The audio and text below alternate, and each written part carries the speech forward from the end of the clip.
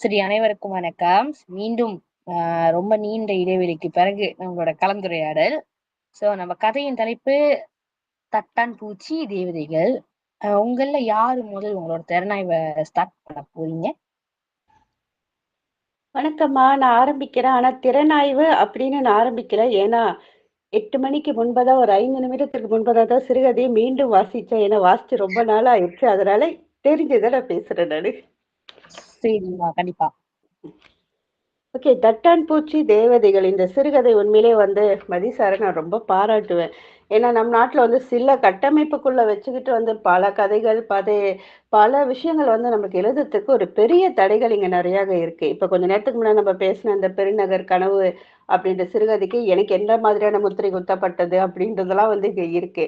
அது எல்லாம் மீறி ஒரு நல்ல ஒரு படைப்பு அப்படின்னு சொன்னா இந்த சிறுகதை நிச்சயமாக ஒரு நல்ல படைப்பா அவர் கொடுத்திருக்காரு. அதுக்காக அவருக்கு உண்மையிலே வாழ்த்துக்கள் சொல்லணும்.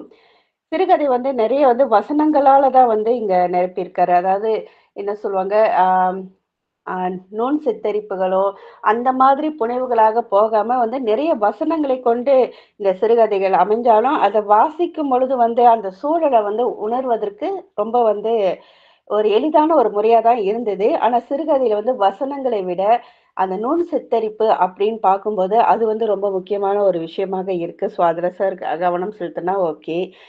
இந்த மாதிரியான ஒரு சிறுகதை கொடுத்துட்டு அதோட முடிவு அவர் எப்படி கொடுத்திருக்காரு அப்படின்னு பார்க்கும்போது, அன்று அவ்வளவுதான் என சொல்லிவிட முடியாது. அந்த வார்த்தை அந்த வரி எனக்கு என்ன சொல்லுவாங்க, ரொம்ப பிடிச்சிருந்தது. ஏன்னா ஒரு சிறுகதைக்கு ஒரு மிக முக்கியமான பாயிண்டே அதோட முடிவுல தான் இருக்குன்னு சொல்லுவாங்க. அப்ப கணவன் மனைவி இருவருக்குமே தனிப்பட்ட அதாவது கணவன் மனைவியா இருந்தாலும் அவங்கவங்களுக்கு ஒரு தனிப்பட்ட வாழ்க்கை அவங்கவங்க வச்சிருக்காங்க.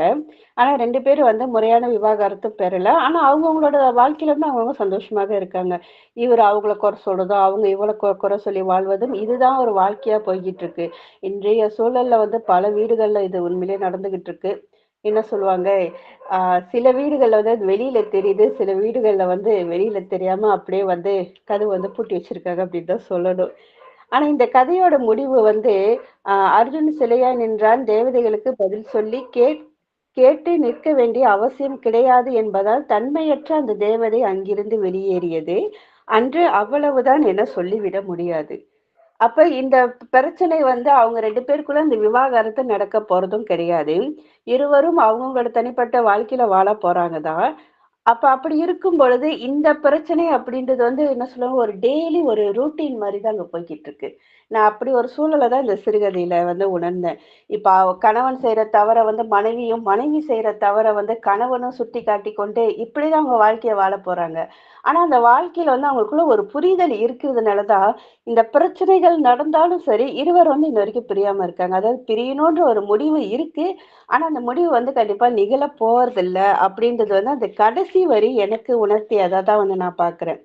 இந்த வரிகள் எல்லாம் வாசிக்கும் பொழுது அந்த பெண் அஹ் அவங்க ஒரு சுதந்திரமான ஒரு மைண்ட் இருக்கிறதா ஒரு ஆளா காட்டப்படுறாங்க. அப்படி ஒரு பெண்ணுக்கு ஒரு கூட்டுக்குள்ள அடைச்சு வைக்கிற வாழ்க்கை அவங்களுக்கு இல்லைனாலும் அவங்களுடைய அந்த சொந்த கற்பனை, அவங்களோட அந்த தனிப்பட்ட வாழ்க்கை முறையில யாரும் கேள்விகளை முன் வைக்காத வரைக்கும் அது ஒரு சந்தோஷமான வாழ்க்கையா போகுது. கேள்விகளை கணவன் முன் வைக்கும் பொழுது இவங்க கணவனோட குறைகளை கண்டுபிடிக்கிறதோ, கணவன் மனைவியோட குறைகளை கண்டுபிடிக்கிறதோ இப்படியான ஒரு விஷயமா தான் போய்கிட்டு இருக்கு. இந்த சிறுகதையில ஒரு வார்த்தையில அந்த பெண்ணோட சுதந்திரத்தை பத்தி மதிச ரொம்ப அழகா சொல்லியிருந்தாரு. பாதுகாப்பு பட்டையின் அழுத்தத்தை அவள் என்றுமே விரும்பாததால் அது மரவட்டை போல சுருண்டே கிடந்தது. உண்மையிலே இது இந்த சிறுகதைக்கு ரொம்ப ஒரு பெரிய பாயிண்டா தான் நான் பார்த்தேன். ஒரு பாதுகாப்பு பட்டை அந்த அணியும் பொழுது அது நமக்குள்ள ஒரு இறுக்கத்தை கொடுக்கறத கூட அந்த பெண் விரும்பலன்னு சொன்னா, அப்ப அந்த பெண்ணுடைய அந்த சிந்தனை, அவங்களுக்குள்ள இருக்கக்கூடிய தெளிவு அப்படின்றது இவங்க 2 பேருக்குள்ள எப்படி அங்க திருமணம் நடந்தது அப்படின்ற ரொம்ப யோசிக்க வைத்தது. இந்த கதை ரொம்ப அவசரத்துல படிச்சதுனால என்னால இவ்வளவுதான் பேச முடியுது. ஓகே.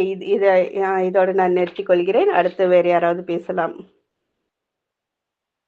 நன்றிம்மா, உங்களோட இந்த கருத்துக்கு நன்றி. ஆம், நீங்க சொல்லும்போது எனக்குமே அந்த சொன்னீங்களே, இருவருக்குள்ள சரிப்பட்டு வரலையும் வராட்டியும் விவாகரத்து வேண்டாம், நடக்காது அப்படின்னு குறை சொல்லிக்கிட்டு இருந்தாலும் இருக்கிறாங்க அந்த ஒரு புரிதல் சொன்னீங்க. இப்போ ஓகே. சரியா இருந்துச்சு. எனக்கு வந்துட்டு புரிஞ்சுச்சு. அந்த ஒரு பக்கத்தா எனக்கு எப்படி ஃபீல் பண்ணுச்சுன்னு நான் சொல்றேன். இதுவரைக்கும் நான் பகிர்ந்ததே இல்ல என்னோட கருத்துக்கள. ஆ எனக்கு உண்மையாவே அந்த ஒரு இடம், அந்த கதைகள்ல நெறைய கோணங்கள் இருக்கும்போது, அந்த ஒரு இடம் வந்து எனக்கு வந்துட்டு ஒரு நெரிடல் சொல்லலாம். அப்படி இருந்துச்சு. ஏன்னா என்ன பொறுத்தவரைக்கும் ஜென்ஸி சொல்றாங்கல்ல, ஜென்ஸி. எங்களோட மைண்ட் செட் படி, ஆ என்னோட நண்பர்களுமே நாங்கலாம் எப்படி யோசிப்போம்னா, ஒரு ஒரு அன்பு இல்லாத இடத்துலயோ, இல்ல ஒரு ஒரு கனெக்ஷன் இல்லாத இடத்துல, பேச்சுவார்த்தைகள் சரியா வரல, குறை சொல்லிக்கிட்டு, சண்டை போட்டுக்கிட்டு, மன கஷ்டப்பட்டுக்கிட்டு எதுக்கு இருக்கணும்? ஆ சில இடத்துல யோசிப்போம் நாங்களும். ஆ அப்படி இழுத்து புடிச்சு இருக்கிறது தானே அன்பு அப்படின்னு. ஆனா அன்பும் இருக்கணுமே அப்படின்றது தான். அன்பு இருந்தா இழுத்து புடிச்சு இருந்துக்கலாம். அன்பு இல்லாத இடத்துல இருக்க வேண்டாமே. ஏன்னா எப்போதான் நம்ம வாழ்க்கைய வாழ போறோம்? ஏன்னா ஒரு பெண்மணியா எப்போதுமே நம்ம தன்னையே அழிச்சு கொண்டு தான் இருப்போம். ஆ கணவருக்காகவுமே சரி, மாமனார், மாமியார் பார்க்கணும், நம்ப அம்மா, அப்பாவ பார்க்கணும், பிள்ளைகளுக்காக முக்கியமா பெண்மலைகள் வந்து பிள்ளைகளுக்காக வந்துட்டு பாதி அழிச்சுக்குவாங்க. பிள்ளைங்க, பிள்ளைங்க, பிள்ளைங்க, பிள்ளைங்கன்னு. ஆனா ஒரு இடத்துல நம்பளும் நம்ம வாழ்க்கைய வாழணும்ன்ட்டு நான் ஃபீல் பண்ணியிருக்கேன். ஆனா இந்த கதைகள் வந்து நெறைய முக்கோணங்கள்ல பார்க்கலாம்ன்னு அம்மா சொல்லும்போது, ஓ ஆமா அந்த புரிதல் இருக்கிறதுனால தான் அவங்களும் இருக்காங்கல்ல. பிரிஞ்சிருக்கலாம். ஆனா அந்த புரிதல் இருக்கிறனால அவங்களும் இருக்காங்கல்ல, அப்படின்றது அந்த ஒரு கோணமும் எனக்கு இப்ப கிடைச்சுச்சு. ரொம்ப நன்றிம்மா அழகான கருத்துக்கு. சரி, அடுத்து சுரேஷ் இல்ல இப்ப இந்த பேசுறீங்களா? கதையில ஒரு விஷயம் எனக்கு தெளிவா புரிஞ்சுது என்னதுன்னா, ம். இப்ப தமிழர்களுடைய அந்த என்ன சொல்லுவாங்க, வாழ்வியல் மரபு, பண்பாடு, கலாச்சாரம் இது எல்லாத்துலயும் இந்த திருமணம் அப்படின்றது ஒரு பந்தம் ஒரு முக்கியமான பந்தம். இந்த காலகட்டத்தில என்ன சொல்லுவாங்க, இந்த லிவிங் டுகெதர் அப்படின்றதெல்லாம் நிறைய இருந்தாலும், இந்த திருமணத்தின் அடிப்படையில் வரக்கூடியவர்கள் அவ்வளவு எளிதில யாருமே பிரியறது கிடையாது. அது ஏதோ ஒரு விதமான ஒரு இறுக்கத்த அவங்களுக்குள்ள இருக்க வச்சுக்கிட்டே தான் இருக்கு. அதனால நம்மளுடைய இந்த பண்பாடெல்லாம் ஒரு காரணம். நம்மளோட என்ன சொல்லுவாங்க, அந்த பண்பாடு, கலாச்சாரம்லாம் அந்த திருமண முறிவ ஒரு தாமதப்படுத்துறதுக்கான ஒரு காரணம் தான் சொல்லலாம். அவங்க 2 பேரும் பிரியணும்னு நெனச்சா எப்பயோ பிரிஞ்சுட்டு போயிடலாம். ஆனா பிரியாமலே இன்னும் இருக்காங்க அப்படின்னு சொன்னா, அதுக்கு என்ன சொல்லுவாங்க, இந்த தாலி சென்டிமெண்ட்ன்னுவாங்கல்ல, அது ஒரு முக்கியமான ஒரு காரணமா கூட இங்க பார்க்கலாம்னு நெனைக்கிறேன். ஓகே. நிச்சயமா. அது உண்மையாவே ரொம்ப நிஜமான ஒரு பாயிண்ட். நம்ப சமுதாயத்துல நம்ம வச்சிருக்கிற அந்த கோடு கிழிச்சு வாழ்றோம்ல, அந்த கோட பத்தி அழகா சொல்ட்டீங்க. ரொம்ப நன்றிம்மா. சரி அடுத்து சுரேஷ் வந்துட்டு டியூஷன்ல இருக்காராம். அப்ப அவருக்கு வாய்ப்ப நம்ம குடுத்துட்டு, அவரு முடிச்ச உடனே அடுத்து போயிருவோம். சுரேஷ் இருக்கீங்களா? Okay, okay. ஷர்மினி இல்ல நானு டியூஷன் 8:20க்கெல்லாம் முடிச்சுட்டேன். ஓ! ரொம்ப நாள் ஆச்சு நம்மளும் கலந்துக்கலாம் அப்படின்ட்டு.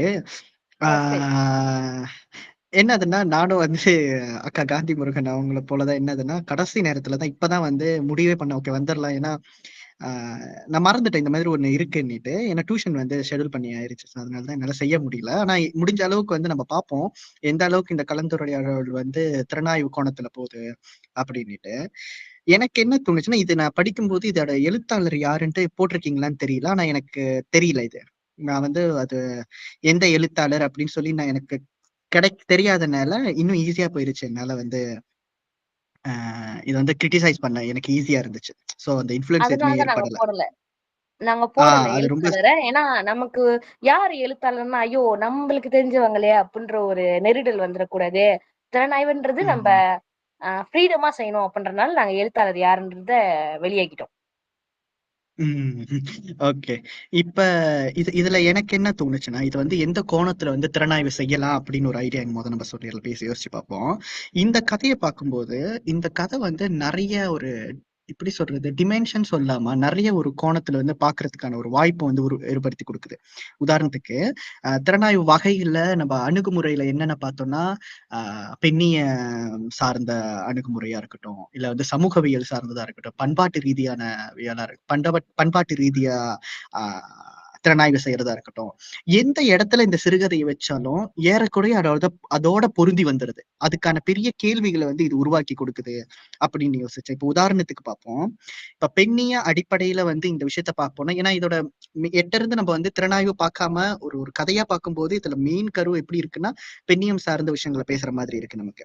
அப்படி பெண்ணியம் சார்ந்த விஷயத்திலேயே நம்ம இத திறனாய்வு செய்ய போறோம்னா, ஆ எந்த இடத்த நம்ம புடிக்கலான்னா, ஆ கலவி இல்ல செக்ஸ் சொல்றோம்ல, அதோட விமன் சைட்ல இருந்து அவங்களோட பெர்ஸ்பெக்டிவ் எப்படி இருக்கு அப்படின்னு சொல்றது இது பண்ணலாம். இப்ப வந்து எந்த அளவுக்கு அவங்களுக்கு வந்து சுதந்திரம் இருக்கு கலவைய பத்தி வெளிப்படையா பேசுறதுக்கு. அந்த பெர்ஸ்பெக்டிவ் பத்தி இந்த கதாபாத்திரம் எப்படி விளக்கியிருக்கு, அத வந்து சரியான முறையில விளக்கப்பட்டுச்சா அப்படின்றது கூட நம்ம திறனாய்வு செய்யலாம். வேற எந்த டாபிக்கும் எடுக்காம அதோட இந்த வர்ணனைய பத்தி பேசாம, பண்பாட்டு கோணங்கள பத்தி பேசாம, எதுவுமே பேசாம நம்ம வெறும் பெண்ணோட செக்ஸ் ரிலேட்டடான பெர்ஸ்பெக்டிவ் எப்படி இருக்குன்னு மட்டும் இந்த கதையை வந்து திறனாய்வு செய்யறதும் நம்ம செய்யலாம். இது ஒரு ஐடியா. எப்படிலாம் நம்ம இத திறனாய்வு செய்யலாம்னுட்டு. அப்படி ஒண்ணு பார்க்கலாம். சரி, இப்ப வந்து பெண்ணியம் சார்ந்து இல்ல, அத தவிர்த்து நம்ம வேற என்னன்னு பார்க்கிறோம்னா, எனக்கு இது என்ன ரொம்ப புடிச்சுச்சுன்னா, பிலாசபின்னு சொல்லுவாங்கல்ல, அத வந்து திறனாய்வு செய்யறதுக்கு கூட இந்த இந்த கதை வந்து தகுதியான கதையா இருக்கு. பிலாசபிக்கலி எப்படி செய்யலான்ட்டு. இதுல வந்து இப்ப நீங்க வந்து ஒரு இடத்துல பாத்தீங்கன்னா, நியாய அநியாயங்கள் வந்து எப்படி நிர்ணயிக்கப்படுது? மன்னிப்பு கேட்பவன், மன்னிப்பு வாங்குபவன் அப்படின்னு சொல்லிட்டு அத வந்து ஏன் குற்றவாளியா நிறுத்துறாங்க? அப்ப இந்த மாதிரி 2, 3 இடத்துல ஸ்டேட்மெண்ட்ஸ் எப்படி இருக்குன்னா, அது ஏதோ ஒரு பிலாசபிய சொல்ல வருதோ! அப்ப அந்த பிலாசபி நீங்க எப்படி நம்ம யோசிக்கலாம்னா, இந்த மாதிரி கருத்துக்கள் வந்து ஆ நம்பளுக்கு எல்லாருக்கும், எல்லா எழுத்தாளர்கள், எல்லா வாசகர்களுக்கும் தெரிஞ்ச இடத்துல யாராவது பேசியிருக்காங்களா? தெரிஞ்ச இப்படி அங்க என்ன சொல்றது? பிலாசபர்ஸ் அ அவங்க யாராவது பேசியிருக்காங்களா? அப்படின்னு சொல்றத கூட நம்ம வந்து திறனாய்வு செய்யலாம். அப்படி கூட நம்ம பார்த்து இத திறனாய்வு செய்யலாம். இப்ப என்னோட கருத்துன்னு பார்க்கும்போது, இது எங்க எனக்கு வந்து நான் எப்படி எடுப்பேன் அப்படின்னு பார்த்தீங்கன்னா, அ நான் இத திறனாய்வு செஞ்சேன்னா, 1 சமூக ரீதியா அம் இந்த கதையில வந்து சமூக ரீதியா இந்த கதை வந்து என்ன மாதிரியான சிக்கலை ஏற்படுத்தும்னு சொல்றத வந்து நான் திறனாய்வு செய்யலாம்னு நெனைக்கிறேன். இந்த கதை எப்படி சிக்கல் உருவாக்கும்னா, ஆ சாதாரணமா வச்சுக்கலாம். இப்ப ஒரு இண்டிவிடுவல் இருக்காங்க. 2 பேர் இருக்காங்க. 2 பேருக்கு இடையே வந்து உறவு பார்த்தீங்கன்னா, தனித்தனியா ஒரு ஒரு ஒரு அ ஒரு ஒரு தேவைக்காக தனித்தனியா இருக்காங்க. இத வந்து இந்த காலகட்டத்துல நம்ம சொல்லணும்னா, இத எப்படி சொல்றாங்கன்னா, சிச்சுவேஷன்ஷிப் சொல்லுவாங்க. ஏன்னா, இந்த காலத்துல பிள்ளைகள்லாம் என்ன செய்றாங்கன்னா, எங்கள மாரி ஆட்கள் என்ன செய்றாங்கன்னா, முடிஞ்ச அளவுக்கு உறவுகள வந்து எந்த அளவுக்கு காம்ப்ளெக்ஸ் ஆக்க முடியுமோ, அந்த அளவுக்கு நம்ம ஆக்கிக்கிறோம். இன்னொன்னு அது தேவைப்படுது இந்த காலகட்டத்துக்கு. சில வகையான உறவுகள் வந்து தேவைப்படுது. இது நான் எப்படி பார்க்கிறேன்னா, மேபி இவால்வ் ஆகுது. ரிலேஷன்ஷிப் இவால்வ் ஆகுது அப்படின்னு நம்ம பார்க்கலாம். நான் எப்படி சொல்லலாம்? ஒவ்வொரு காலகட்டத்திலயும் ஒவ்வொரு விஷயமும் ஏதோ ஒரு மாற்றத்தை ஏற்படுத்திக்கிட்டு வருதுன்னா, அது வந்து அந்த அந்த சமூகத்துக்கான தேவையா கூட இருக்கலாம். அந்த ஒரு குறிப்பிட்ட ஆ ம் மனித குலத்துக்கோ, இல்ல அந்த சமூகத்துக்கோ குறிப்பிட்ட ஒரு இடத்துக்கு கூட அந்த தேவையா அமையலாம். அப்ப இந்த இடத்துல பார்க்கும்போது, எனக்கு என்ன தோணுச்சுன்னா, இந்த சிச்சுவேஷனுக்காக இப்ப வந்து அவரோட மனைவி இன்னொருத்தர் கணவன் வந்து இன்னொரு உறவுல இருக்கிற மாதிரியும் காட்டுறாங்க. மனைவி வந்து இன்னொரு உறவுல இருக்கிற மாதிரி காட்டுறாங்க. ஆனா 2 பேரும் ஒரு ஆ கல்யாணம்ன்ற ஒரு விஷயத்துல இருக்காங்க. ஆனா, இது என்ன மாதிரியான சமூக ரீதியா எனக்கு சிக்கல் சமூக ரீதியாவோ இல்ல வந்து தனிப்பட்ட ரீதியா சிக்கல் ஏற்படுத்தும்னா, முடிஞ்ச அளவுக்கு அந்த கதாபாத்திரம் வந்து ஹஸ்பண்ட ஏமாத்தாமயோ, இல்ல வந்து ஏன்னா ரொம்ப ஆரம்ப கதையில படிக்கும்போது எனக்கு ரொம்ப சந்தோஷமா இருந்துச்சு. அவங்கனால சொல்ல முடியுது. ஆனா, எங்க எனக்கு ஆரம்பத்துல சிக்கல் ஏற்பட்டுச்சுன்னா, கணவனுக்கு தெரியாம ஒரு உறவ நம்ம மெயின்டெயின் பண்ணிக்கிட்டு இருக்காங்கன்னா, அவங்க இன்னும் சுதந்திரம் ஆகலையோ? சுதந்திரம் இன்னும் ஆகக்கூடிய ஒரு அளவுக்கு ஒரு மென்டாலிட்டி இல்லாத ஒரு கதாபாத்திரம் இருக்கு. அது அப்படி அமைக்கிறது வந்து தப்பு கிடையாது. நான் இப்படி இருந்திருந்தா இன்னும் பெட்டரா இருக்குமே எனக்கு. ஒரு ஒரு திறனாய்வாளனா எனக்கு பார்க்கும்போது இப்படி தோணுது. இப்படி இருந்திருந்தா. இப்ப இந்த இடத்துல அந்த சமூக பிரச்சனை எங்க வந்துச்சுன்னா, ஏமாத்திக்கிட்டு ஒரு இப்ப இது சமூகம் சொல்ல முடியாது. லீகல் சைட்ல இருந்து நம்ம பார்க்கிறோமா, ஹஸ்பண்ட் அண்ட் வைஃப் 2 பேருமே இருக்காங்க. அவங்க 2 பேருக்குமே வந்து கமிட்மெண்ட்ஸ் இருக்கு.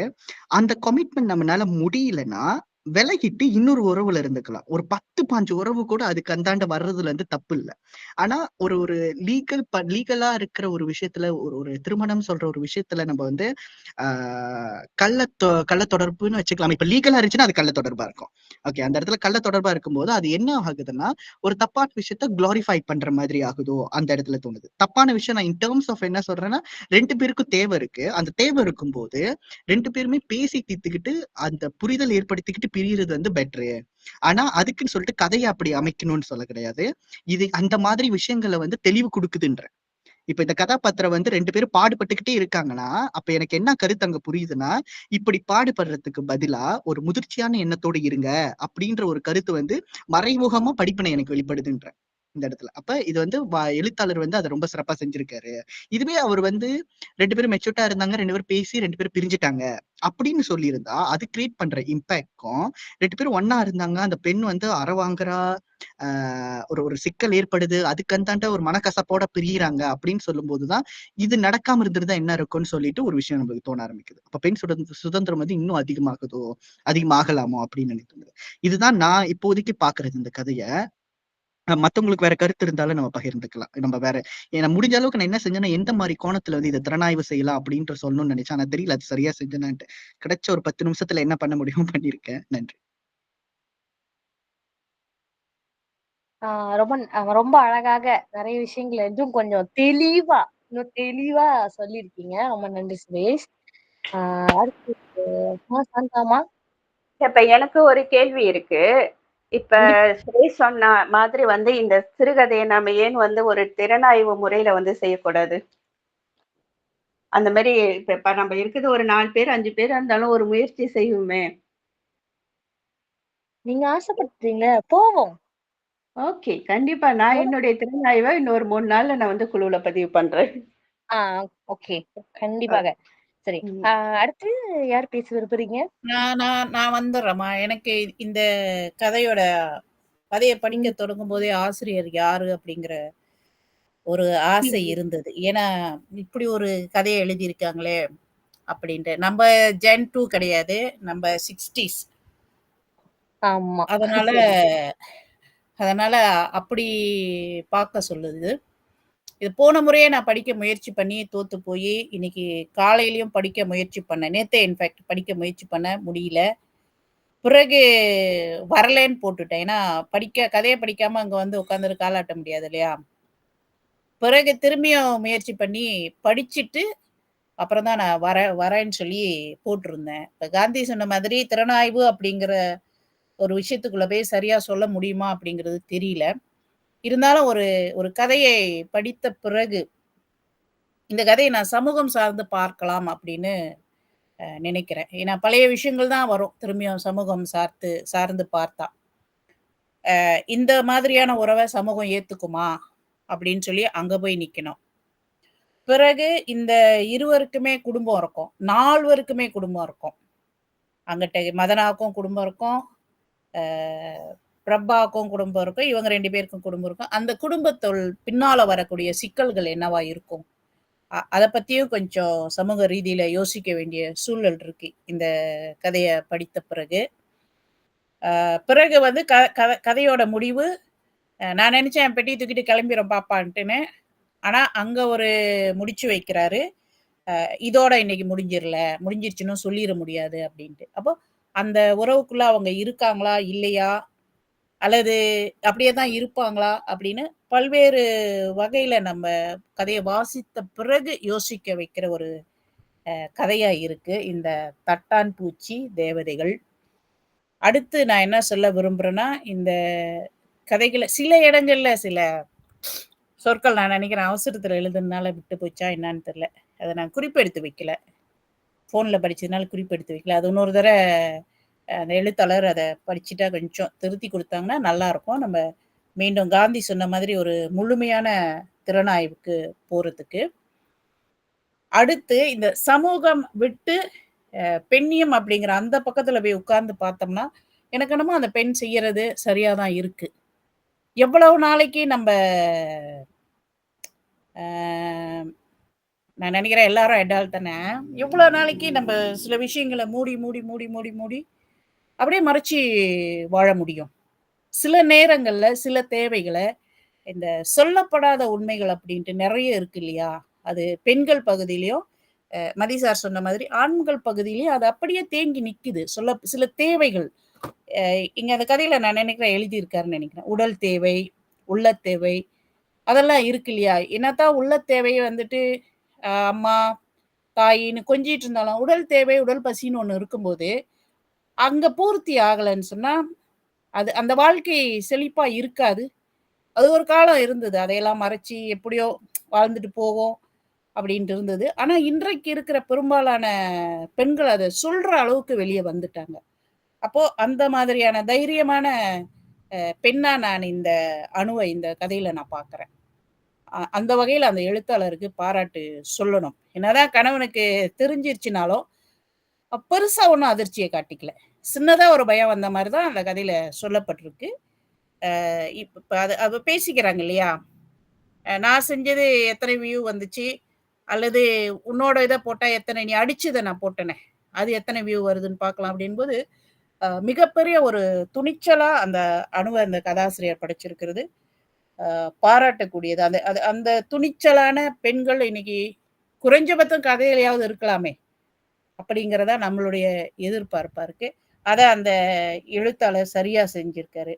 அந்தாண்ட பண்பாடு அப்படிங்கிற அந்த பக்கத்துல போய் நின்றாலும் இந்த கதைய பேசலாம். ஏன்னா, நம்ம நெனைக்கிறோம் இது பண்பாட்டு சீரழிவுன்னு நெனைக்கிறோம். நிச்சயமா அது இல்ல அப்படின்னு சொல்லி நம்ம நியாயப்படுத்த முடியாது. அங்க அந்த இப்படிதானா நம்மளுடைய பண்பாடுகள், இத்தன ஆண்டுகள் நம்மளுடைய பண்பாடு இப்படித்தானா? அப்படின்ற வாதங்கள் அங்க வரும். அந்த வாதங்களுக்கு நம்ப இது சரி, இது நியாயம் அப்படின்னு சொல்லிட்டு இந்த கதைய நியாயப்படுத்த முடியாது. இப்ப காந்தி சொன்ன மாரி, தாலி சென்டிமென்ட்ன்னு ஆனா கதையில எந்த இடத்துலயும் தாலி காமிக்கல. ஆக அந்த தாலி சென்டிமென்ட் கூட இப்ப பெரும்பாலும் நகர்ப்புறத்து பெண்கள் அது போடுறதில்ல. எல்லாம் வீட்ல தான் இருக்கு பத்திரமா. அப்போ அங்க போய் பார்த்தாலும், இத இந்த கதை வந்து அந்த பண்பாடு அப்படிங்கிற அந்த பக்கத்துல போய் நம்ம திறனாய்வு பண்ணோம்னா, எனக்கு கொஞ்சம் அடிபடுமோ அப்படின்னு தோணுது. அ நான் நெனைக்கிறேன் இவ்வளோ போதும்னு நெனைக்கிறேன். இவ்வளோ தான் சொல்ல முடியும். வாய்ப்புக்கு நன்றி.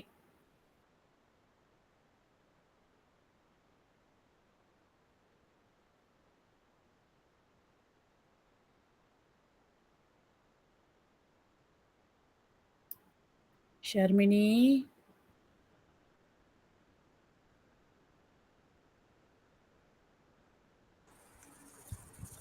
தட்டான் பூச்சி பறந்து விட்டது. பூச்சிய புடிச்சு வைங்க சார். பூச்சி பறந்துருச்சு. ஒரு பாலாங்க வந்துட்டாங்க. I'm talking but we are not hearing you. Okay. இப்ப We can't hear கேக்குதாமா? you. Okay, right. ஐயோ!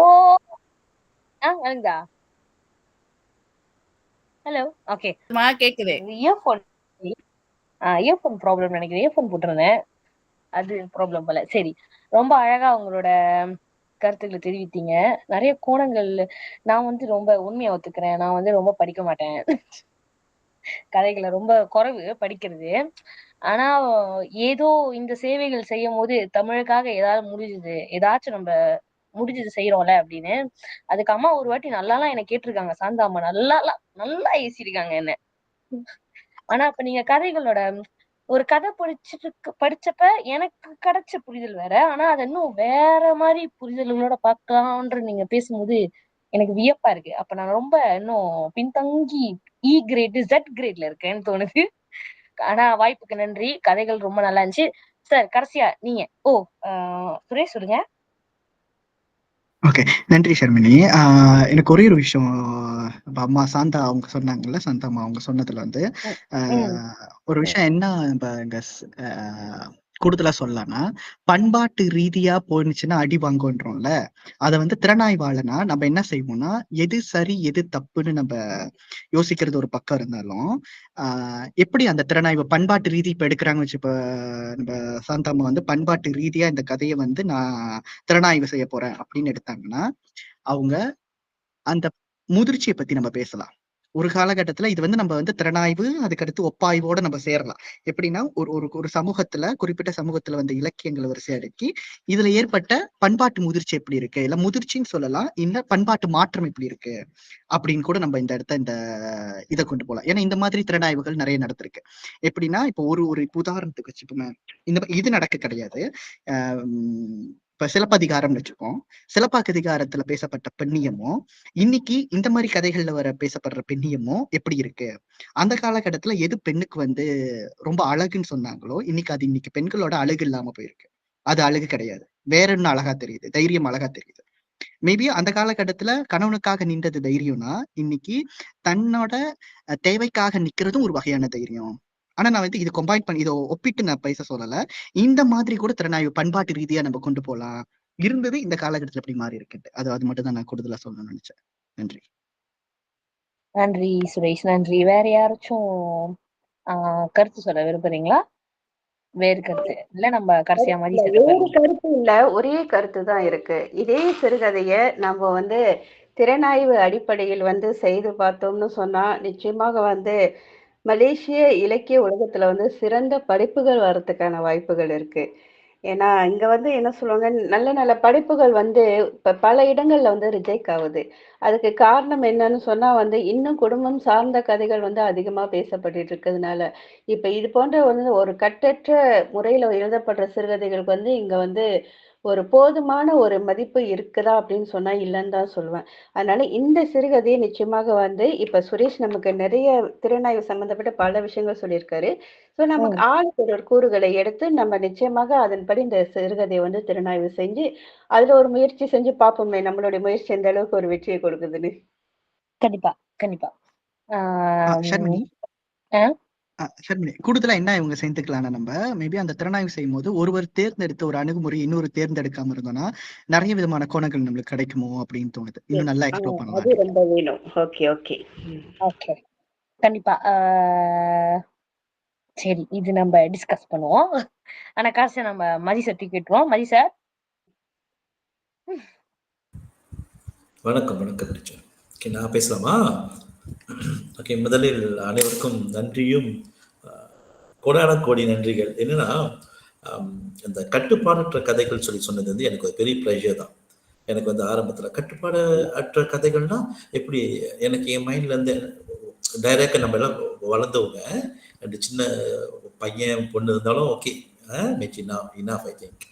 ஓகே, ஸோ அசிங்கமா பேசணுமோ, டைரக்டா பேசணுமோ, எது எப்படியோ அது அப்படியே சொல்லணுமோன்ட்டு எனக்கு அது வந்து உறுத்திக்கிட்டே இருந்துச்சு.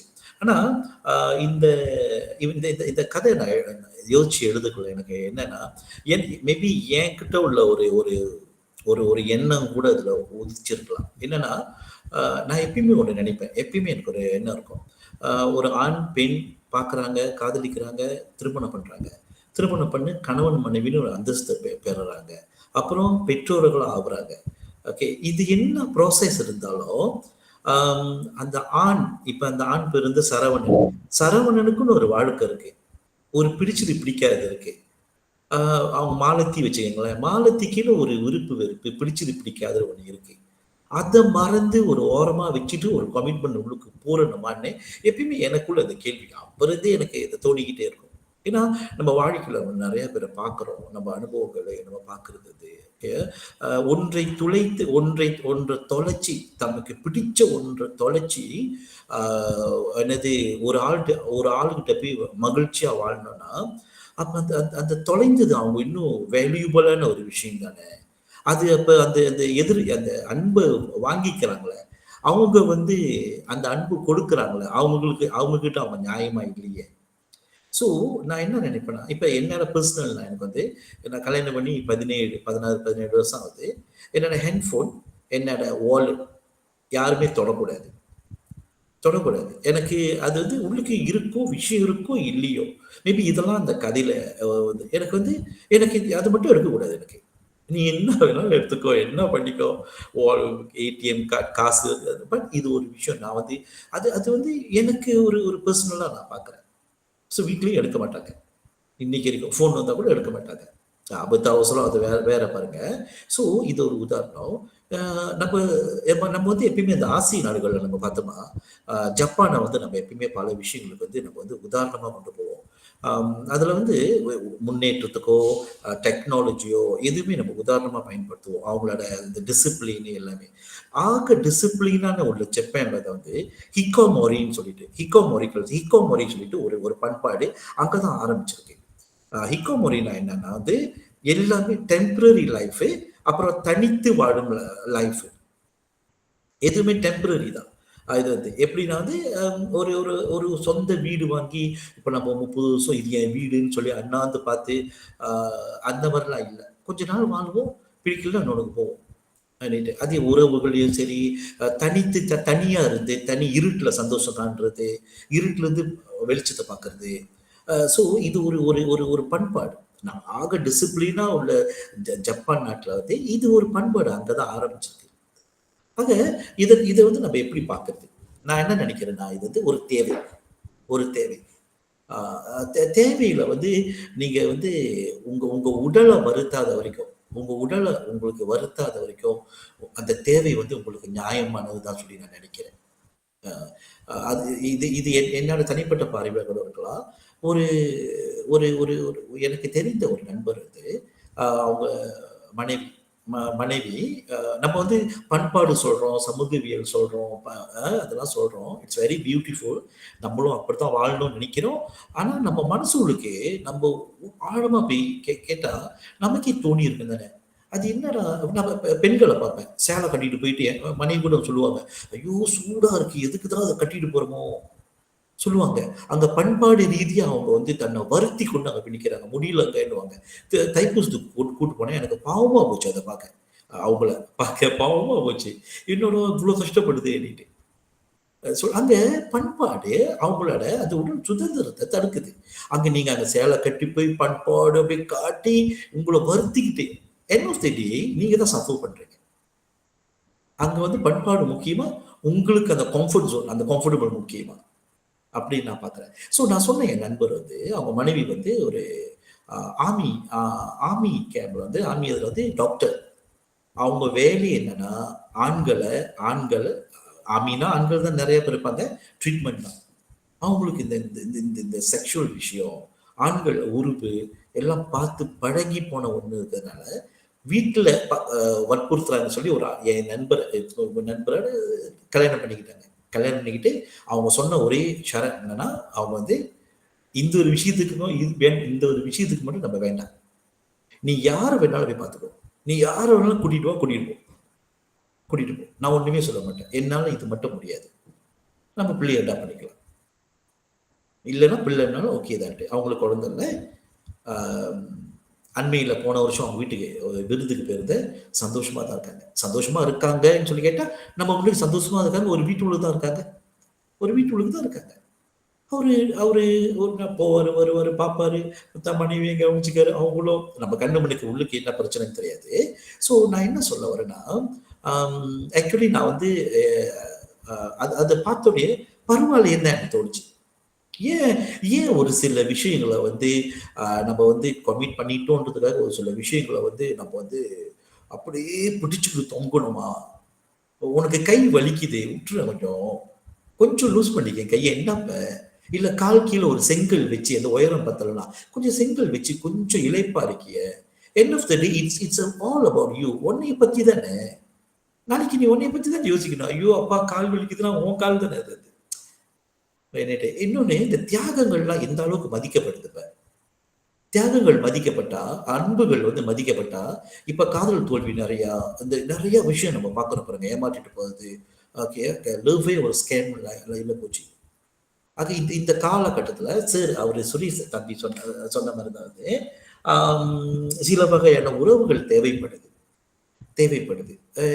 என்னைய ஒரு பெண், இந்த வயசுல எனக்கு 49 முடிஞ்சு 50 வயசு இது, ஒரு பெண் அணுகுறாங்க என்னைய.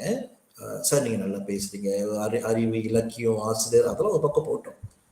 அவங்க சொல்றாங்க, என் கூட கொஞ்ச நாள் பேச முடியுமா? என் கூட கொஞ்ச நாள் 80 சாங்ஸ் பத்தி பேசுவோம், 70 சாங்ஸ் பத்தி பேசுவோம், எனக்கு கமல் பிடிக்கும், அவரை பத்தி பேசுவோமா சார், என்கிட்ட கொஞ்ச நாள் பேசுங்க. அவ்வளவுதான், அந்த தேவை எனக்கு அவ்வளவுதான். ஸோ அப்ப அங்க அவங்களுக்கு என்ன ஒரு கட்டுப்பாடு இருக்கு? அவங்களுக்கு ஏதோ ஒரு கட்டுப்பாடு, அவங்க அது விரும்பலையே. அடிக்கடி சொல்லுவாங்க இப்ப நான் காடியில போயிட்டு இருக்கேன் சார், அடிப்பட்டா பரவாயில்ல, நல்லாதான் இருக்கும், செத்தா பரவாயில்ல, இதுல என்ன? ஏன் அந்த கட்டுப்பாடு அங்க? ஸோ இதெல்லாம் நான் இந்த அனுபவத்துல இப்படி இப்போ பார்த்தனாலே கூட இந்த கதை இப்படி வந்திருக்கலாமான்னு எனக்கு தெரியல. எனக்கு இந்த கதையில வந்து தம்பி கேட்ட மாதிரி வந்து இந்த கணவனுக்கு தெரியாமல் இருக்குது, கணவனுக்கு தெரியாமல் இருக்கிறது வந்து அவங்க அந்த அந்த பயமா, அந்த பயம் வந்து எதனால வரும்? அதனால ஒரு பாதுகாப்பு அவங்களுக்கு தேவைப்படுது. ஒரு ஷெல்டர், ஓகே, ஒரு தனியா இயங்குறதுக்கு, போறதுக்கு, வர்றதுக்கு, ஓகே, ஒரு பாதுகாப்பு. ஒரு நம்ம ஒரு ஆணையும் பெண்ணையும் பார்த்தோமா, பாதுகாப்புன்றது பெண் வந்து கொஞ்சம் அதிகமா எதிர்பார்ப்பாங்க. என் அனுபவத்துல சொல்றேன், தவறா இருந்தா மன்னிச்சுக்கங்க. அவங்களுக்கு அந்த பாதுகாப்பாக சமுதாயமும் அவங்கள வந்து பாதுகாப்பா பார்க்கணுன்றது தான் நம்மளுக்கு சொல்லி கொடுத்துருக்கு. அதனாலதான் ஆம்பளை வந்து முந்தி காந்தி இதெல்லாம் சொல்லுவாங்க, என்னைக்கு ஒரு பொண்ணு 12 மணிக்கு நகையெல்லாம் போட்டு நடந்து போதோ அன்னைக்குதான் சுதந்திரம்னுவாங்க. அன்னைக்குதான் சுதந்திரம் சொல்லி சொல்லுவாங்க. ஸோ இதெல்லாம் வச்சு பார்த்துதான் இந்த கதையை நான் எழுதினேன். எனக்கு என்னன்னா இது கட்டுப்பாடற்ற கதையா? எனக்கு அதுதான் ஒரு பெரிய கேள்வி. நீங்க ஒவ்வொருவரும் ஆமா இல்லைன்னு சொன்னா எனக்கு அது கொஞ்சம் அடுத்து முயற்சிக்கு கொஞ்சம் உதவியா இருக்கும்னு நினைக்கிறேன். நீங்க எல்லாம் நிறைய சொன்னீங்க, எனக்கு கேட்க சந்தோஷமா இருந்துச்சு. ஆனா இது வந்து கட்டுப்பாடற்ற கதை தானா, இல்ல சாதாரண ஒரு கதை தானா, நார்மல் கதை தானா? இது வந்து நம்ம எப்பயுமே புத்தகத்திலேயோ படிச்சுட்டு போற கதை தானா? ஏன்னா அதுதான் தெரிஞ்சுக்கணும்னு நினைக்கிறேன் நான். மற்றபடி அந்த பிலோசபி சார் சொன்னாரு, தம்பி சொன்னது, ஓகே அந்த மன்னிப்பு கேட்குறது கொடுக்குறது, எஸ் அவ்வளோதான். என்னது ஏன் ஒரு சில கட்டங்களையும் வட்டங்களையும் போட்டுக்கிட்டு ஐயோ இங்கே இருக்குதே, ஐயோ இப்போ குத்துதே, ஐயோ எதுக்குன்னு சொல்லி ஏன் சண்டை எண்ணிட்டு நான் ஏன் தட்டான் பூச்சி தேவதைகள் சொல்லி வச்சுன்னா, தட்டான் பூச்சி வந்து டைனோசர் காலத்திலேயே வாழ்ந்தது. 350 மில்லியன் ஆண்டுகளுக்கு முன்பே வாழ்ந்ததாக சரித்திரம் சொல்லுது. ஸோ அப்படியாப்பட்ட ஒரு ஒரு ஒரு ஒரு விஷயத்தை பத்தி நம்ம தட்டான் பூச்சி பத்தி நம்ம எத்தனை பேர் பேசுவோம்? பேச மாட்டோம். டைனோசர் பத்தி பேசுவோம், பெரிய பெரிய விஷயங்களை பத்தி நம்ம பேசுவோம். ஸோ இதுதான் இந்த உலகம் வந்து இந்த பெண்களை பத்தி வந்து நிறைய பேசலையே. அன்னைக்கு சொன்ன பேசலையோ? ஓகே, தட்டான் பூச்சி தேவதைகள். ஓகே, தேவதைகள்னா எங்கேயும் போகணும், என்ன செய்யணும், எங்கேயும் இருக்க முடியும். பெண்கள் அப்படி இருக்கணும்னு சொல்லி நான் நினைக்கிறேன். கலாச்சாரம் ஒண்ணுதான், கலாச்சாரம் இதெல்லாம் இந்த கலாச்சாரம், பண்பாடு, சேலை, பொட்டு, தாலி, தோடு போடணும், மெட்டி போடணுன்றதே ஒரு ஒரு ஒரு ஒரு அடக்கி ஆள்ற ஒரு தன்மையா தான் பெண்களை நான் பார்க்குறேன். அதெல்லாம் இல்லைன்னா பரவாயில்ல சொல்லிதான் எனக்கு தோணுது. ஸோ சரியா பேசுனா தெரியல. இதுதான் என்னோட கதையை நான் எழுதுறதுக்கான காரணம். எனக்கு என்ன சொல்லணும்னா, நீங்க இது உண்மையாவே கட்டுப்பாடற்ற கதையா இல்ல நார்மல் கதை தானான்னு சொன்னாலே போதும். நன்றி, ரொம்ப நன்றி, வாய்ப்புக்கு ரொம்ப நன்றி. Yes Suresh, please proceed. Okay okay, நன்றி. நீங்க சொன்னதுக்கு உங்களோட இது ரொம்ப நல்லா இருந்துச்சு. நீங்க கேட்டிருந்தீங்களா, அந்த கேள்விக்கான பதில் தான். இப்ப கட்டுப்பாடற்ற கதையா இது எங்க முடிவு பண்ணுனா, இந்த கதை எந்த சமூகத்துக்கு இடையில வந்து கொண்டு போய் நிறுத்தப்படுது அப்படின்ட்டு. இதுவே இந்த சமூகத்துக்கு இதையே இப்ப இதை நிறுத்தணும்னா அது வந்து ஒரு அசௌகரியத்தை ஏற்படுத்துனுச்சுன்னா அது கட்டுப்பாடற்ற கதைகள் அப்படின்னு நான் நினைக்கிறேன். அதே வந்து இது ஒரு ஆங்கிலத்துல இந்த கவிதை இந்த கதையை சிறுகதையை எழுதிட்டு ஒரு ஆங்கில புத்தகங்கள் அந்த மார்க்கெட்ல நம்ம கொண்டு போய் வச்சோம்னு வச்சுக்கலாம், இது கட்டுப்பாடற்ற கதைகளை நம்ம ஏத்துக்க மாட்டோம். ஏன்னா அந்த சமூகத்துக்கு அது பெரிய விஷயம் கிடையாது. ஆனா நம்மளுடைய சமூகத்துக்கு இது ரொம்ப பெரிய விஷயம் அப்படின்னு சொல்றேன். அப்ப அந்த வகையில் பார்க்கும்போது கட்டுப்பாடற்ற கதைகள் தான் என்னோட பார்வையில இருந்து தோணுது. மத்தவங்க பார்வையை நம்ம கேட்போம். அப்புறம் இன்னொன்னு ஒரே ஒரு விஷயம் சொல்லிக்கிறேன். இந்த கதையை நீங்க சொன்னதை ஒரு தியோரி அடிப்படையில கூட நீங்க முடிஞ்சா திறனாய்வு செய்யலாம், ரொம்ப அருமையா இருக்கும். ஆனா அந்த தியோரியை வந்து நம்ம ரொம்ப தெளிவா புரிஞ்சுக்கணும். இருத்தலியல் கேள்விப்பட்டிருப்பீங்களான்னு தெரியல, முடிஞ்ச அளவுக்கு ட்ரை பண்ணி பாருங்க. இருத்தலியல், இது ஆங்கிலத்துல வந்து எக்ஸிஸ்டென்ஷியலிசம்னுவாங்க. இப்ப நான் அனுப்புறேன் பாருங்க, நான் இப்ப கூகுள்ல இருந்து எடுத்தேன். இதுதான் அந்த தியோரி. நீங்க சொன்ன விஷயம் எல்லாமே இந்த தியோரி பேசுது. ஆனா இந்த தியோரி வந்து ஒவ்வொரு காலகட்டத்திலயும் இவால்வ் ஆகிக்கிட்டே வருது. இதை பத்தி கூட நம்ம அடுத்த கலந்துரையாடல் நம்ம பேசலாம். திறனாய்வு, இந்த கதை இப்படி கூட திறனாய்வு சொல்லலாம் இந்த கோட்பாடு அடிப்படையில. ஓகே, நன்றி. அடுத்து வேற சொல்லுங்க.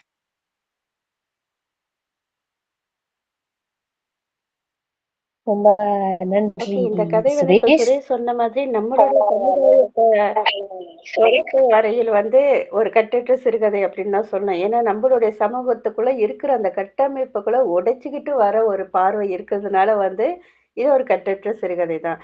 ஆனா இப்ப இவ்வளவு விஷயங்கள் வந்து இந்த சிறுகதையில இருந்து நம்ம எடுக்க முடியும் அப்படின்றதுனால ஏன் நம்ம மீண்டும் இதே சிறுகதையை வந்து அடுத்த வாரத்துல திறனாய்வுல கொண்டுட்டு வந்து வைக்கலாம் அப்படின்னு நினைக்கிறேன். எல்லாரும் வந்து பேசுறதுக்கான ஒரு வாய்ப்பு இருக்கும். இப்ப சுரேஷ் சொன்ன மாதிரி ஒவ்வொருத்தரும் ஒவ்வொரு பாணியில போய் பேசுவோம்.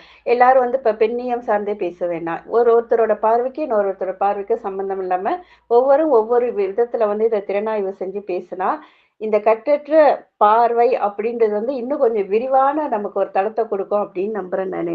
ஆனா இப்ப சுரேஷ் சொன்ன அந்த கடைசி தியோரியை பத்தி வந்து குழுவுல பதிவு பண்ணுங்களேன். ஏன்னா அது இன்னும் சரியா புரியல. சோ அதை நான் கொஞ்சம் தேடி படிக்கணும். அதனால கொஞ்சம் குழுவுல அதை பதிவு பண்ணிருக்கேன். ஓகே. ப்ளூல இருக்கு போட்டுட்டாரு. ஓ போட்டாச்சா? Okay okay. இன்னைக்கு போன்ல வந்திருக்கலாம், அதான் தெரியல.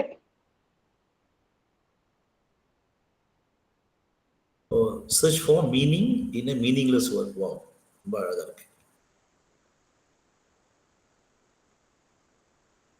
ஆஹ் இப்ப அம்மா நீங்க சொல்றீங்களாம்மா? சாந்தாமா? இல்லப்பா, நீங்க அமைதியா இருந்தீங்க, உசுப்பி விடலான்னு பார்த்தேன். சரி.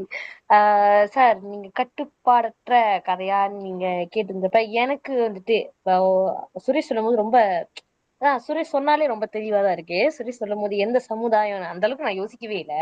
இப்ப நம்ம சமுதாயத்துல இருந்து நான் ஒரு தமிழ் பெண்ணா, இந்திய பெண்ணா நான் யோசிக்கும் போது எஸ் இட் இஸ் இது வந்து கட்டுப்பாடற்ற சிறுகதை. ஏன்னா இதை பத்தி நிறைய பேச மாட்டோம். நீங்க இந்த கதையில பின்னியம் சார்ந்து சொன்னதுல பெண்களோட பூர்த்தி அடையாமலே இருக்கு. அது பூர்த்தி அவங்க செஞ்சாலுமே அது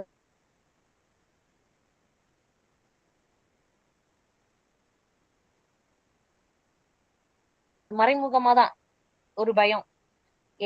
சமுதாயம் பேசுவோம் இல்ல நீங்க சொன்னீங்க பாதுகாப்பு செக்யூரிட்டி. அது வந்து ரெண்டு அதிகமா அங்க செக்யூரிட்டி பெண்கள் யூஸ் பண்ணுவோம். ரீஅஷூரன்ஸ் சொல்லுவோம். நான் இருக்கேனா ஏன்னா எனக்கு வந்து ஜாம் ஆகுது. ஓகே இருக்கேன். ஓகே.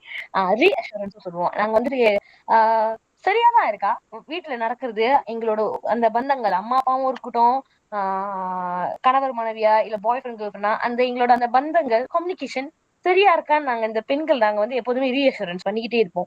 சில கேள்விகள் முட்டாள்தனமா இருக்கும். ஆண்களுக்கு சம்டைம்ஸ் அது முட்டாள்தனமா இருக்கும். இதுன்னா கேட்டதே கேட்டுக்கிட்டு இருக்கே annoying இருக்கும். நாயிங்கா இருக்கும். ஆனா நாங்க வந்து கேட்டுக்கிட்டே இருப்போம். ஏன்னா அந்த ரீஅஷூரன்ஸ் அந்த பாதுகாப்பு தான். எங்கடா ஏதாச்சும் தப்பா போயிட போகுது அப்படின்னு அந்த விஷயம் அதெல்லாம் வந்து ரொம்ப பேசப்படாதது. நாங்க கேட்கும் போதும் எங்களோட செக்யூரிட்டிக்கு தான் கேட்கோம்னு நாங்க தெளிவா சொல்லவும் மாட்டோம். எங்களோட பாதுகாப்பா இருக்கட்டும், அந்த தேவைகளா இருக்கட்டும், அதெல்லாம் நீங்க வந்து வெட்ட வெளிச்சமா எல்லாத்தையுமே எதுவுமே மூடி மறைக்காம பட்டும் படாம இல்லாம தெளிவா சொன்ன மாதிரி இருந்துச்சு. சோ எனக்கு இந்த கதை வந்து கட்டுப்பாடு நான் படிக்கும் போது எப்பா ஏன்னா நான் அந்த மாதிரி படிச்சது இல்ல, பரவாயில்ல ஓப்பனா இருக்கே கதை அப்படின்னு ஃபீல் பண்ணேன். ஆனா கட்டுப்பாடற்ற கதைகள் அப்படின்னு எனக்கு தோணுச்சு சார் பர்சனலா. நன்றி சார். நீங்க கடைசியாமா? சாந்தாமா? நானா? ஐயோ, நான் கொஞ்சம் பயந்துட்டேன் நீங்க கதை படிக்கலன்னு சொன்னதோட. இந்த மாதிரி கதையை நானும் படிக்கல, அதான் 3 தடவை வந்து விட்டு விட்டு விட்டு விட்டு படிச்சிருக்கோம். ஆனா கொஞ்சம் யோசிச்சு பார்க்கும்போது சிவசங்கரி எல்லாம் கூட இந்த மாதிரி கொஞ்சம் கொஞ்சம் வெளிச்சமா தான் எழுதக்கூடியவங்களா இருப்பாங்க. ஏன்னா எங்க சித்தப்பா ஒருத்தர் என்னை கூப்பிட்டு கண்டிச்சே இருக்காரு, சிவசங்கரி கதையெல்லாம் நீ படிக்கக்கூடாது அப்படின்ட்டுன்னு. அப்ப எனக்கு சின்ன வயசு பாருங்களேன், ஷர்மினியோட சின்ன வயசு. அதனால திருட்டு திருமா படிக்கிறது உண்டுதான். படிக்கிறதே குறைவு.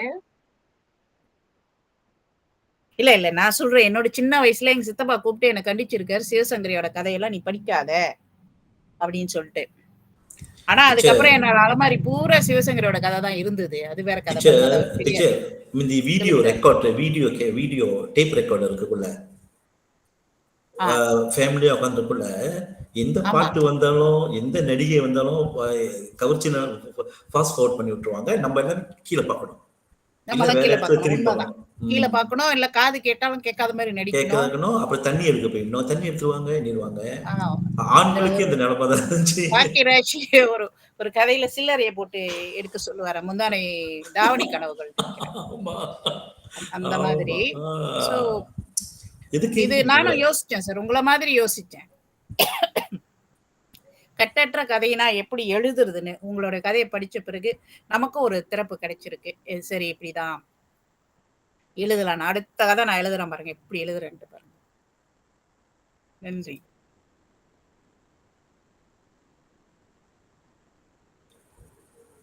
Okey, sudah puas hati lah. Boleh makan nasi ayam. Nasi ayam, ayam tambah. நான் பயந்துருந்தேன். ஏன்னா இவங்க பொண்ணு வந்து மெசேஜ் பண்ணாங்க, சார் இது உங்க கதையான்னு கேட்டாங்க. ஆமான்ட்டு. ரொம்ப கிளுகிளுப்பா இருக்கு நாங்க. ஓகே வாங்க வாங்க. என்ன இல்ல உண்மையிலே வந்து இவங்க செய்தது நல்லது. இப்ப காந்தி பேசும்போது சொன்னாங்க அது உங்க கதைன்னு சொன்னாங்க. நிறைய பேர் இதை கவனிக்கல. ஆனா நானும் பார்த்தேன், யாரா அது இப்படி ஒரு கதையை போட்டிருக்காங்க அப்படின்னு நினைச்சுக்கிட்டு தான் பார்த்தேன். நல்ல வேளை காந்தி சொல்லிட்டாங்க அது உங்க கதைன்னு. அதனால கொஞ்சம் அடக்கி வாசிச்சோன்னு வைங்களேன். Okay okay. ஆனா நான் திறனாய்வு வருதுன்னா சந்தோஷம்தான். திறனாய்வு இதுல இருக்குன்னா பியூட்டிஃபுல்லா இருக்கும். நிறைய கத்துக்கலாம். உண்மைதான் சுரேஷ், நம்ம குழுவுல இருக்கிறது வந்து இது இப்ப அந்த திறனாய்வு சம்பந்தப்பட்ட பல விஷயங்களுக்கு வந்து ஒரு தெளிவு கிடைச்சிக்கிட்டு இருக்கு. அதனால இன்னும் வந்து அடுத்தடுத்த காலகட்டங்கள்ல வந்து நம்மளோட படைப்புகளை வந்து நம்மளோட இந்த சுய திறனாய்வுக்குள்ள நம்மளே அதை உட்படுத்தி பார்க்கும்போது நம்மளோட படைப்புகள் எந்த அளவுக்கு ஒரு சிறப்பான படைப்பை கொடுத்துருக்கோம் அப்படின்றது வந்து ரொம்ப எளிதில் தெரிஞ்சுக்கக்கூடிய அளவு. உண்மையிலே சுரேஷ் நம்மளுக்கு அறிமுகப்படுத்திய தோழி பொன் கோகிலத்துக்கு நன்றி தான் சொல்லணும். Yes true. ரொம்ப ரொம்ப நன்றி அக்கா. சுரேஷ், வாய்ப்பு இருந்தா இந்த கதைகளுக்கெல்லாம் நீதிபதியா போறாங்கல்ல, அவங்களுக்கு போய் ஒரு பயிற்சி நடத்திட்டு வந்துருங்க. ஏன்னா நல்ல கதைகள்லாம் அடிப்படுது.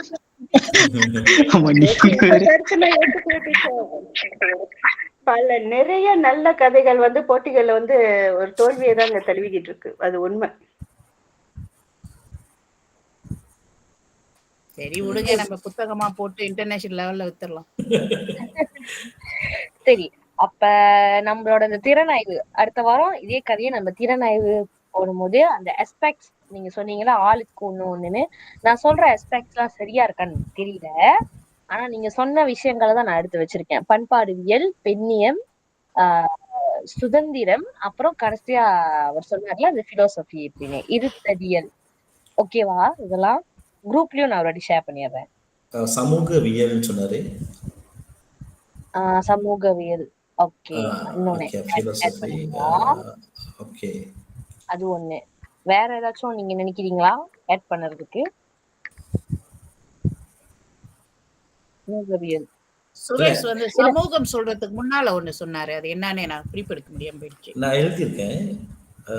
பண்பாடுவியல், பெண்ணியம், சமூகவியல், பண்பாட்டு ரீதி திரும்ப வந்திருக்கு, பிலோசபி, அவ்வளவுதான் நான் எழுதியிருக்கேன். மேற்கொண்டு நானும் சுரேஷும் டிஸ்கஸ் பண்ணிட்டு இன்னும் கொஞ்சம் லிஸ்ட் அவுட் பண்ணிட்டு நான் குரூப்ல கண்டிப்பா பகிர்ந்துடுறேன். அடுத்த வாரம் மீண்டும் உங்களை சந்திக்கிறேன். அதுவரை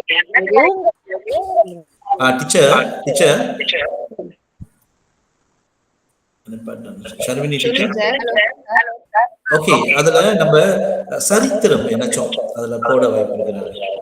சரித்திரம் இல்ல சார் நினைக்கிறேன். இல்ல பெண்கள் பாருங்க அந்த சரித்திரத்தை நம்ம பின்னோக்கி போக முடியாது. முடியுமா பண்பாட்டுல பேசலாம்னு சொன்னார்ல. சங்க இலக்கியங்களோட நீங்க ஒப்பிட்டு பேசலாம் அப்படிங்கிற மாதிரி. Okay fine. ஓகே நன்றி நன்றி. ஓகே, அடுத்த வாரம்னா 19 வந்து கலந்துக்க கொள்ளணும்னா கொஞ்சம் தாமதமா தான் உள் நுழைய முடியும். அதை கொஞ்சம் பார்க்கணும் நானு. ஏன்னா அதுக்கு 20ஆம் தேதி வந்து உப்சி பல்கலைக்கழகத்துல சிறுவர் இலக்கிய விழா